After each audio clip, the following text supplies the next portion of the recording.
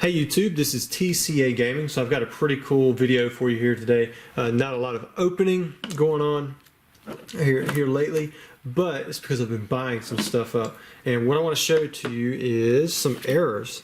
So many of you saw that this was a Reshiram Charizard GX that I had on eBay, where I auctioned it off, no reserve, and the error on it is this small pink dot down there. You can see it right there.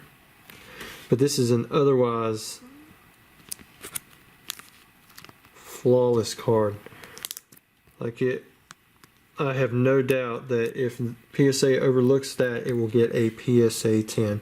Like, there's no reason something should be marked down on it. It's even got great centering, and that's tough for hyper rares, and a lot of times they don't even count off for that. But anyways, either to get a 9 and they'll mark down for that little dot on the backside. I highly doubt that they would ever put a PD, printing defect qualifier for something that small, but I think it's just as likely that they will say that it doesn't detract from the overall appeal of the card, which means that it could still possibly get a PSA 10, which I'm hoping for. I think I'd rather have that. Next up, we have a Dark Persian HP Era. This is about a $100 card. It's tough to get in PSA 10. I think Gem Mint Pokemon has one of the only ones out there in PSA 10 condition. This one's really nice. I do not expect a PSA 10 out of it, but overall I got a good deal on it for about 80 bucks. If you get an 8 or a 9, it's going to shoot up the price pretty good, but really Gem Mint 10 is where it's at on this card for sure, because I've never personally got a 10, and I've sent in 20 plus of this Era Dark Persian. Next up, we have a little bit easier to grade card. It's the Era Wartortle, one of my favorites. I remember at one time I was offering $500 cash just for an ungraded copy of this, because so few people even knew that it existed back in 2013, and I wanted one. But now you can find them for 100, 200 bucks, somewhere around in there. This one is a Gem Mint 10. I paid $1,150 for it with an eBay Bucks rebate of about $100. And then, so overall, I mean, it's a little over $1,000 bucks, but I think that was a pretty good deal. Most of the ones online were asking about $2,000, and it's just pretty cool that it's got a Wartortle up there instead of a Squirtle in the evolution box. This is one of those errors, as far as I know, has never been pulled on camera from a pack. It surprises me that PSA will grade this, but they won't grade things like the No Damage Ninetales or the Ghost Pikachu, where we actually have it on camera coming out of sealed products, so we know that it's completely legit. Next up is a really rare big error.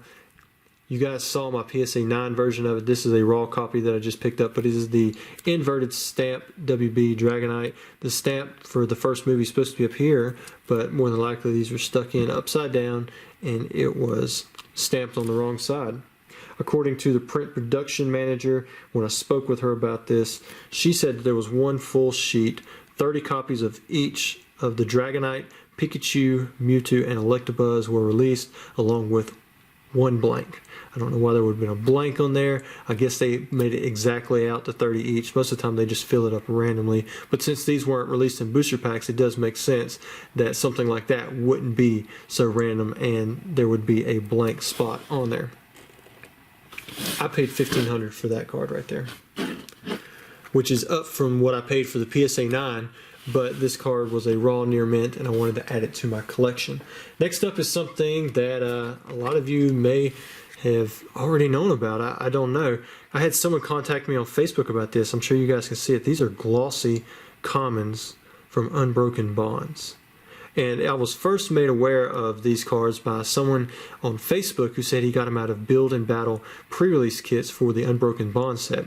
I kind of dismissed it because usually when people say that, it's just some kind of slight variation or difference in the texture or the gloss on the card. But I bought a bunch of pre-release kits recently, and I opened them up, and I actually ran into some myself. And I tell you, these things have a high gloss to them.